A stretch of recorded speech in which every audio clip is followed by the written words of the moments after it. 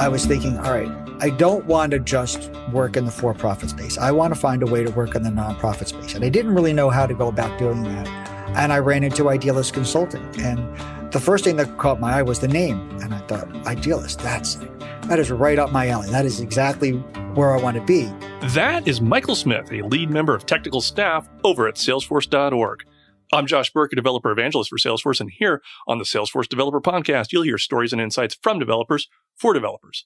Today, we sit down with Michael and talk about the history, development cycle, and new features of the Nonprofit Success Pack.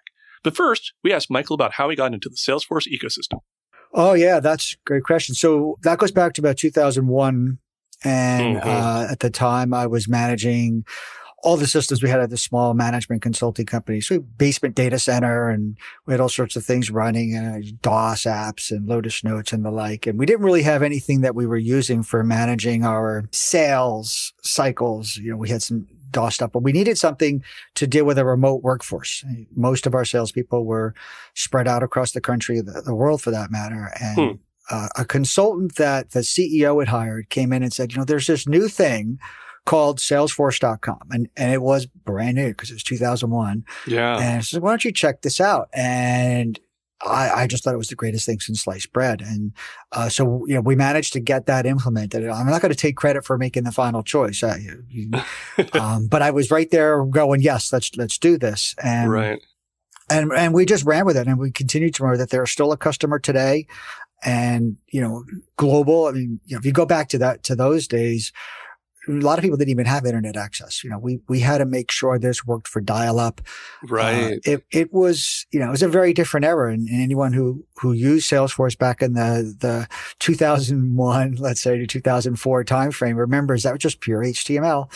It was, you know, very simple, but very powerful. The things that you could do on that platform were just amazing. I mean, it would have taken so much more effort to create a custom field in some other app. But here I could just zap it up on a website and we were done. It was amazing. Yes. Yeah, so I want to talk current state a little bit, but I want to dig into that a little bit more. Like what's like the first, because I think a lot of, especially newer developers, maybe don't have an appreciation for what the size and scope of the platform was back then. So like what was the first thing you remember really building on the Salesforce platform? Oh, I think in the early years, you know, we probably were mostly keeping it pretty simple. I think what sort of changed everything was in 2004, I went to Dreamforce, which was significantly smaller. I think everybody gathered in one room for like cocktail hour. Everybody. Right. And it was no big deal. But at that event, a few things happened. One of them was that I started to learn more about the API. And that really opened up the door for me as the possibilities. And I, you know, got to see what other customers were doing. And so I came back with a ton of ideas. And the other thing which we'll get into later, I'm sure, that came out of this was that I discovered the foundation. And the support for nonprofits. And that led to a whole other set of stuff, which is why I'm where I am now. Right. But yeah, when I came back from that event, I, you know, immediately got us, I think we were on Professional Edition when we started. I had us moved up to Enterprise and I started writing integrations. I think at that point we had a SQL Server and Oracle database for a bit of financials and some other stuff. And so I wrote some integrations using the old Excel connector. I took not the actual Excel itself, but I actually took the VB script that was in that and then used that to build an integration to move data from SQL and DOS into Salesforce so that I could produce reports in Salesforce that represented data that would have otherwise been local in our network only and not available to all the people that weren't actually in the office. Gotcha. And so that was the first big thing I built, was this integration and then all the dashboards and reports that went with it. Got it. I'm going to ask a question and you can plead the fifth if you like. Did you ever create an S control? I did write S controls. Because there was no Apex. There was no Apex. People forget this. Like it wasn't like that you wanted to. Like S controls used to be the way that you had to integrate back to the platform, right? Right.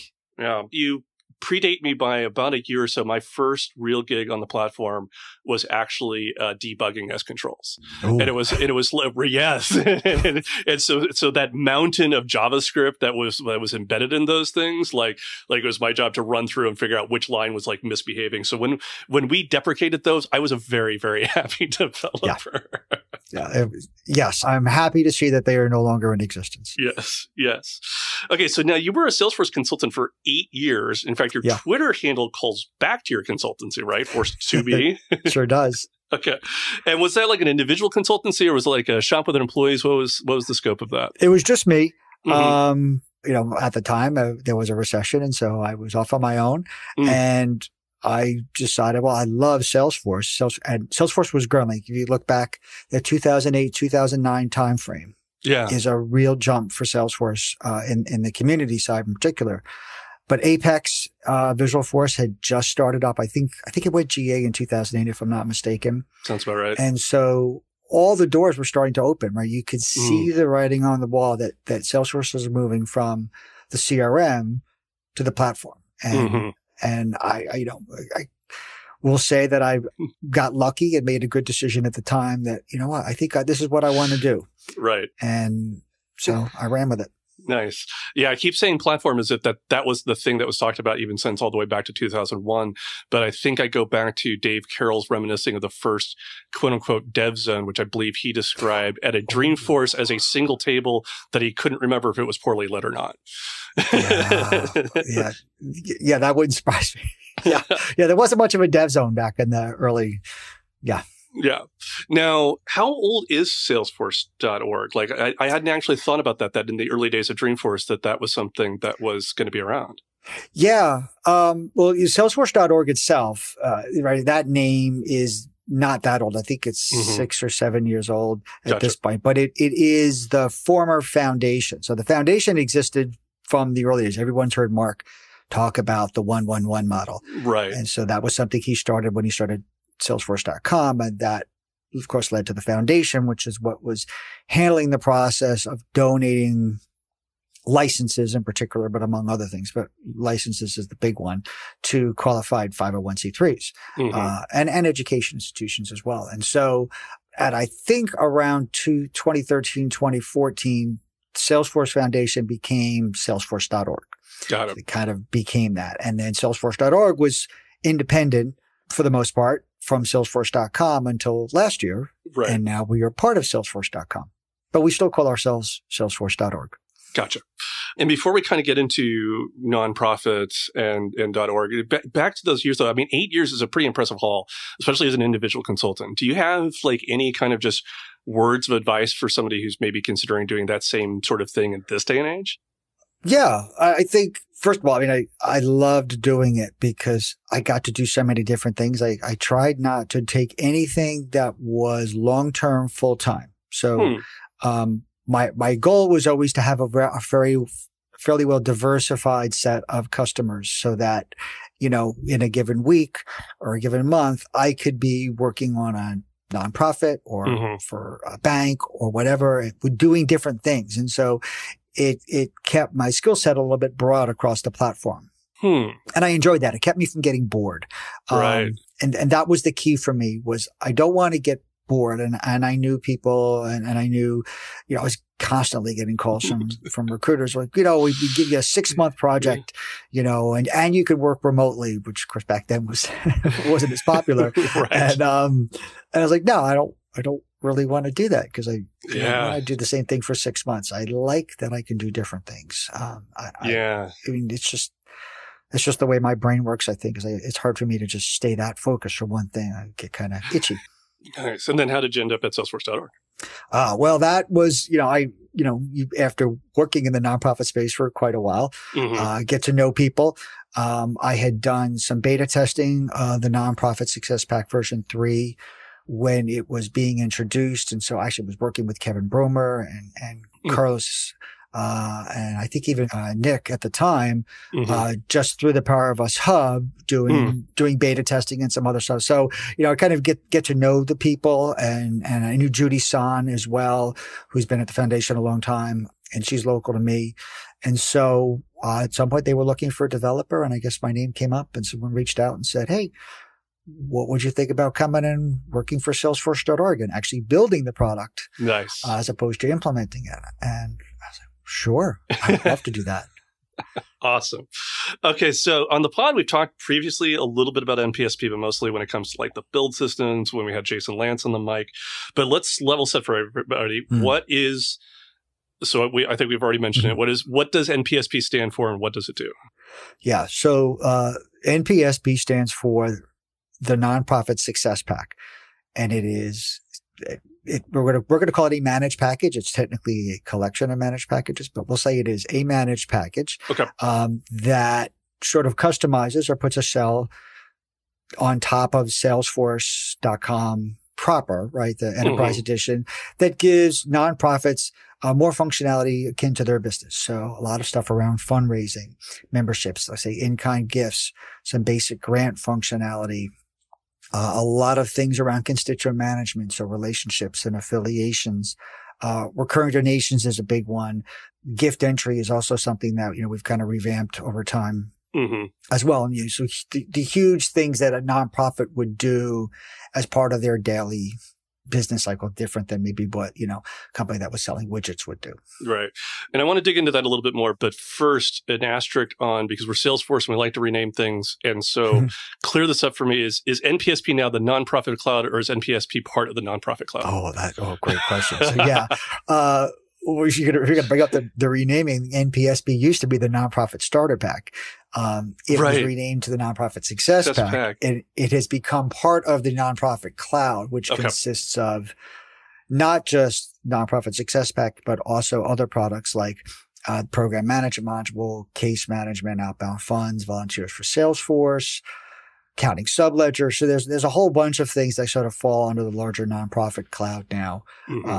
But yeah, NPSP sort of is probably still the flagship, being one of the oldest product that we have. Got it. That's part. Got it.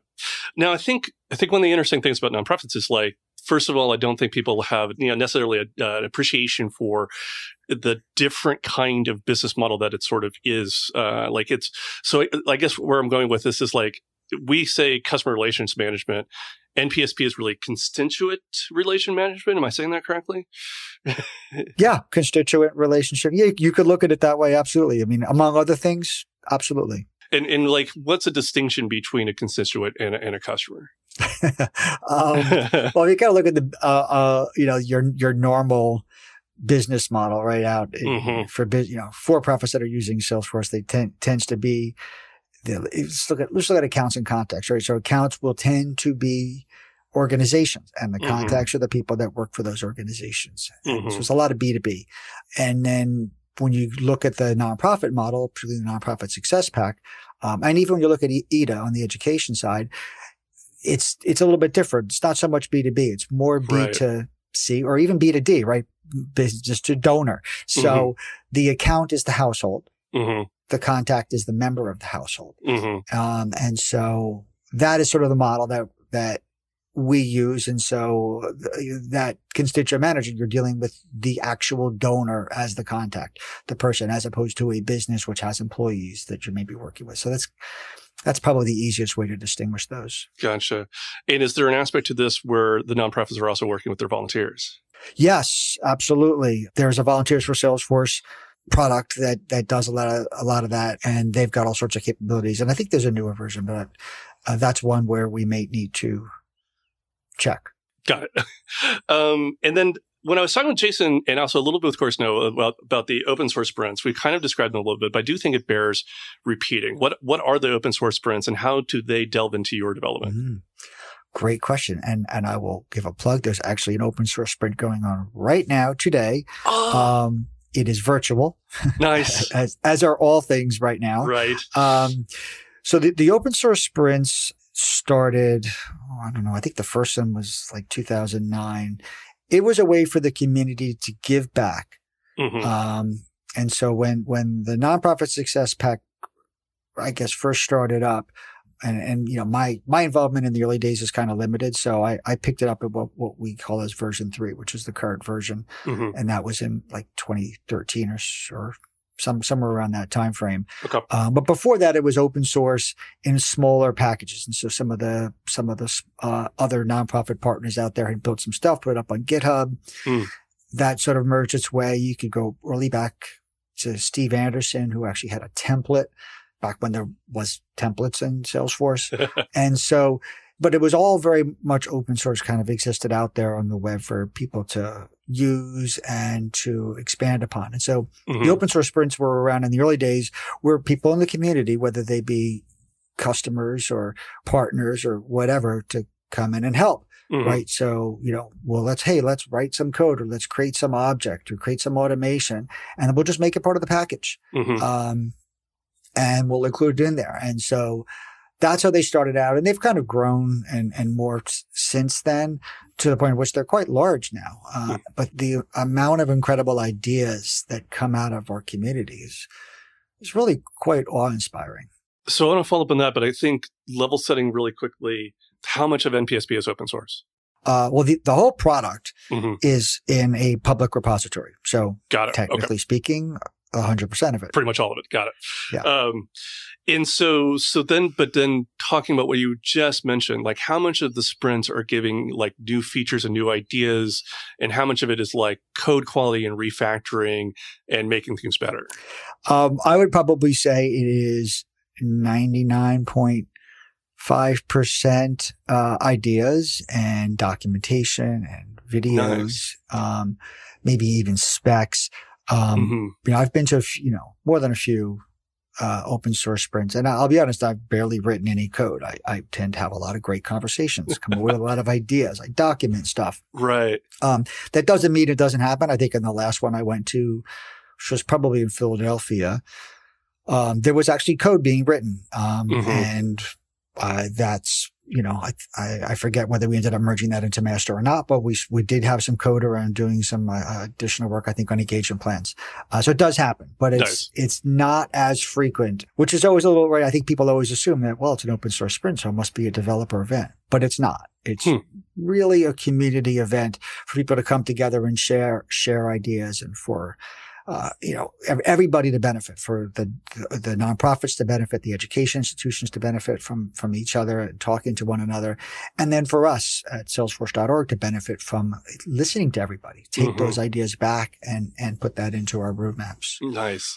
Yeah. From my experiences with hackathons, I had always wanted to have somebody come up with a concept that was basically like an anti-hackathon, which was sort of like people coming together to actually have software become better and or produced for other people to actually use, which for me, a hackathon always feels like a bunch of people working on their own, trying to come up with something cool that will never be used again. Yeah. And so when I heard about the open source sprints, I'm like, they did it. Like that's pretty much the closest that I've ever heard. And I think that's great because NPSP is big and complicated, right? So this feels like a really good way to have that community feedback loop to keep it moving forward. Yeah, totally. And I think Judy Son and her team just do an amazing job of coordinating those. And the fact that they were able to pivot to virtual and have done it very successfully, it's really quite impressive. Yeah, I thought it was pretty insightful that Jason Lance was like, we're always going to have a virtual aspect to it now. Like people are having too much fun being able to participate from all around the world, right? It's true. Yeah. Okay, so let's pivot that over to like internal sprints. What's the internal development more like? Well, we're totally agile, so we follow your standard 2-week sprint plan. And we have a pretty consistent continuous delivery cycle. So we do release new versions every 2 weeks. Wow. At least at the nonprofit success pack, it does vary. We have a lot of products in our overall portfolio. So not everybody releases every 2 weeks, but nonprofit success pack, the larger of the products, 2 Scrum teams, 3 technically, I suppose. And we do, we're continually merging into master every 2 weeks. We do a push. So on the Wednesday following the end of the sprint, we do a push to sandbox orgs. That's about, and I'm sure Jason covered these incredible numbers. It's like 40,000 sandbox orgs. And then, probably more like 60. And then the following Tuesday, we do a push to production orgs, and that's another 25,000 or so. So pretty big numbers that we're doing push upgrades to. And even though we're pushing every 2 weeks, we've sort of centered some of our bigger functionality around more formal releases. So we follow Salesforce.com's model now of a spring, summer, and winter release. So we just had a summer release. I think at the end of August, we've got a winter release coming up, and that'll have some new functionality in it. And we'll have, of course, have a spring release. But even though we've sort of centered on that for the larger functionality, we are still pushing out updates every 2 weeks, bug fixes, little changes, constantly iterating, constantly improving. Gotcha. I think the scope of that is insane. And, Jason was talking about some of the mad science he's had to do in order to kind of keep that up and running. But the other dimension that I don't think people necessarily have an appreciation for is the scope of some of these nonprofits themselves. Like, I think a lot of people think of nonprofits as kind of small, scrappy organizations, but what do some of them look like on the larger end of the spectrum? Yeah, well, there are some big ones. You're right that, a lot of our nonprofits are smaller organizations, but the ones that are big, tens of millions of records. The couple of the numbers that have come across my plate recently are one particular organization that has 83 million opportunities, which is kind of hard to fathom. Yeah. but it exists. Wow. On the recurring donation side, which is a big project that we've been working on my Scrum team, we've been looking at organizations that have, let's say, 500,000 to 750,000 recurring donations. So that's basically, a sustainer. So you think about donors that give every single month or every quarter, right? So these sustaining donors. So they've got that many, which means that every month, let's say, they're getting, 500,000 donations coming in just from those sustaining donors. That doesn't even count the one-offs. So if you look at that kind of volume, it's pretty big, pretty neat, actually. So let's use that as a segue into some of these new features. Like, tell me a little bit more about like recurring donations, how they work, but also like how are you making sure that doesn't break for like 80 million opportunities? Yeah, no, that's a great question. So recurring donations is this concept of sustaining donors, and I'm sure everyone who's donated gets the prompt: would you like to make this a one-time gift, or would you like to donate every single month? That's a recurring donation, and so that is what recurring donations as a product does in the nonprofit success pack. And so the new version of that is called enhanced recurring donations, and it's got some extra automation and nice, beautiful Lightning Web Component-based user interface, and the like. But it also has a completely redesigned, and I'm going to say architecturally beautiful set of code underneath it. And so when we were looking at rebuilding that, particularly the nightly batch job, because that's where, when you're dealing with millions of records, it's the nightly batch jobs, right? Anything like that that's got to loop through millions and millions of records where you're going to see performance. It's like saving a record isn't necessarily going to be a lot slower in those orgs, unless, of course, it's trying to do something crazy while it's saving a record. So on an individual one-off, you don't see that kind of performance. But it's the nightly, repetitive batch job stuff. And so we really worked very hard to try and streamline that to make sure that it was performing, best as it could. And so we use tools like the dev console to try and take a debug log and analyze that and just see what it's doing. I just went through this recently where I was actually looking to see, I am getting, for, let's say I got a batch size of 1,000.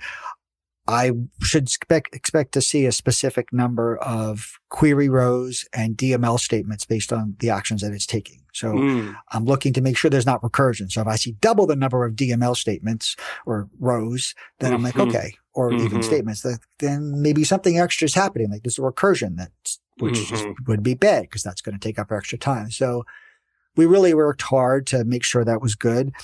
And then on the testing side, we created a sandbox org, and we shoved 1 million recurring donations in it and, set up the org and then ran the nightly job 5 times. And you'd run it once, let it do its data. And so let's take the worst case scenario. So worst case scenario is that this nonprofit has everybody, gives on the first of the month. So, they've got 1 million sustaining donors. Every single one of them is on the first of the month. So that means on the first of the month is when this job is going to do the most work. It's basically going to create the next installment opportunity in the org. And so, we'd run that, let it create 1 million opportunities, time it, get all the data, delete all the records, do it again. And you just do that 5 times and then average the times together and then just make sure that, okay, well, in a worst case scenario, if a nonprofit has 1 million recurring donations, this is how long this is what it's going to look like at its worst. At its worst. Yeah. So I think that's such a valuable lesson. And I learned it the hard way as a developer on a project one time that it was all through good intentions. Like we kept going back to the client and being like, you need to give us a sample size that's similar to what you have in production. Yeah. And they gave me like 500 rows. And I'm like, I don't believe you. And they gave me like 50,000 rows. I'm like, okay, maybe that's a little bit closer. We'll work off of that. And then I can't remember what the final number, but they say put into production. They're like, this is taking 5 minutes to load. And I'm like, because you got like 5 million rows. Yeah. You forgot to mention this key detail.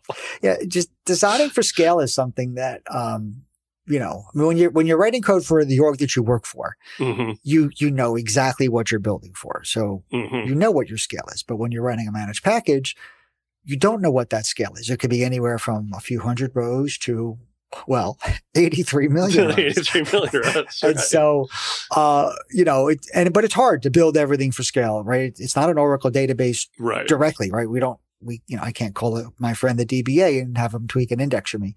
But it's an incredibly powerful database, but you do have to write for scale, right? You have to plan for it. There's chunking. There's all sorts of techniques you can use in writing for scale to make things work. And the platform continues to improve from that aspect. Nice. So another feature that just rolled out is the accounting sublender. Describe that to me and how does it kind of work? Yeah. So the accounting subledger, I give my best explanation, is basically the ability to have transactions from the Nonprofit Success Pack, create journal entries that can be exported up to another system.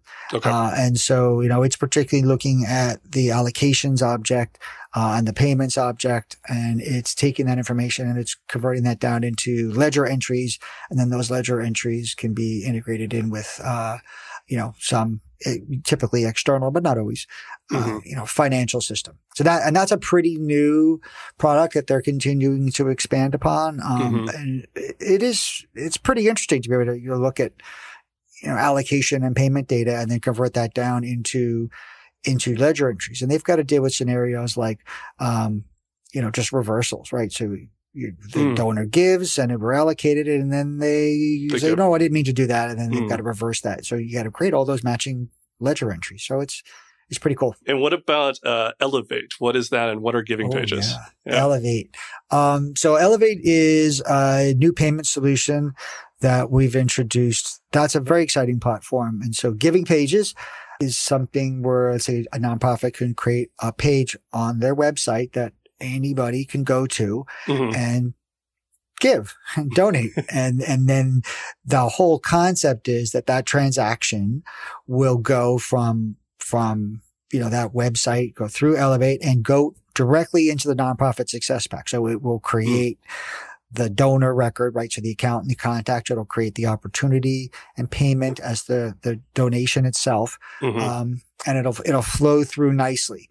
And so that is Elevate giving pages, and that payment solution and our ability to actually capture payments and allow nonprofits to set this up pretty quickly at competitive transactional rates is what I understand is really very cool.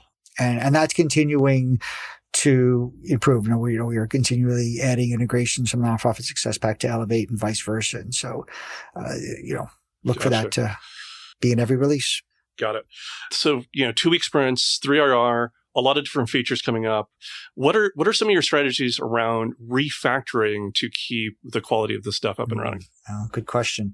Yeah, Nonprofit Success Pack is an older product, right? I think it's been around for a long time. It's gone through a lot of iterations, and anybody who's written code knows that if you look back at code you wrote even last year, you'll tend to think, what was I thinking at the time? So, when you've got code that's existed in some cases for 10 years, you look back at that, you think the same way. So that, amongst just other, how stuff gets built, particularly if you're bringing things in from the community, or from other sources. Like I said, it was built from, across, other partners and stuff. So the point of all that is we are looking at them. We do take it very seriously.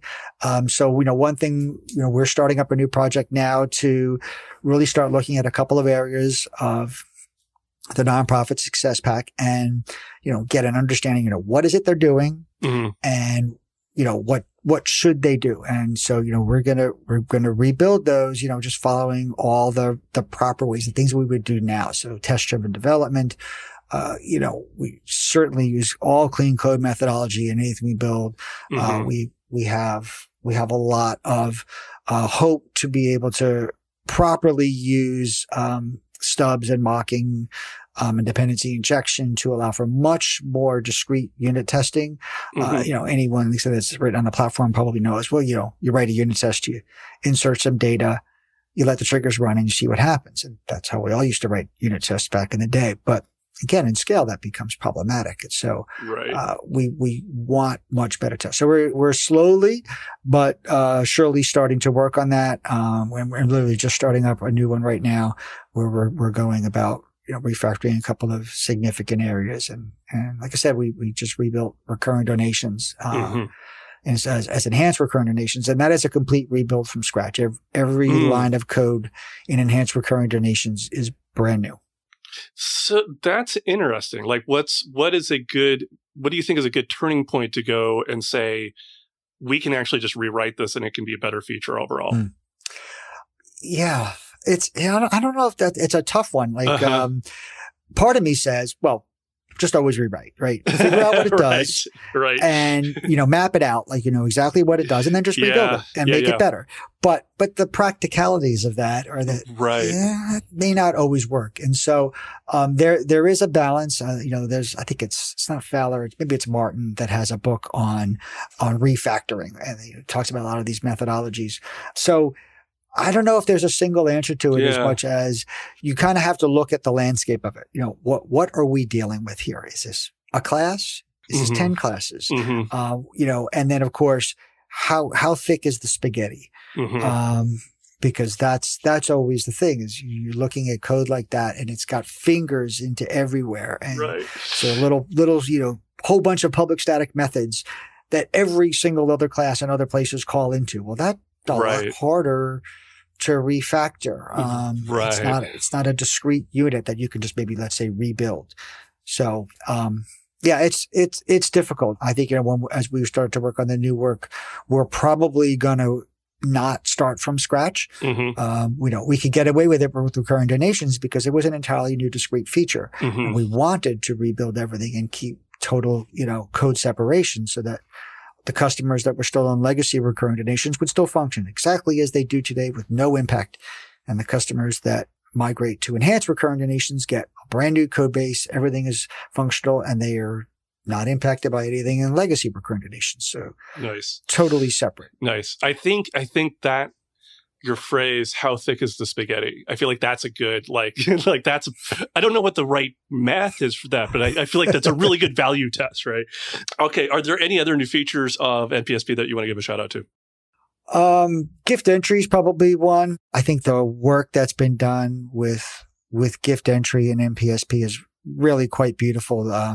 It's totally customizable forms, with this advanced mapping using custom metadata types.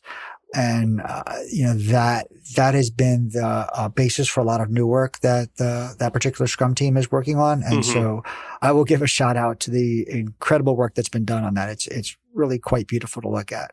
And that's our show. Now, before we go, I have to say, the more I ask people about their non-technical hobbies, the more I want to go outside. Mostly cycling, I would say. Nice. That's something I've been doing a really long time, and I continue to do even in the midst of the pandemic. So I'm going to give you a follow-up question because I did see this on your Twitter profile, but what is your favorite beer? Ooh. There's so many, but I think I might have to stick with the classic Pliny the Elder. A classic indeed, and definitely way up there in my top 5 as well. I want to thank Michael for the great conversation and the information. Of course, I want to thank you for listening. Now, if you want to learn more about this podcast, head on over to developer.salesforce.com/podcast, where you can hear old episodes, see the show notes, and have links to your favorite podcast service. Thanks again, and I'll talk to you next week.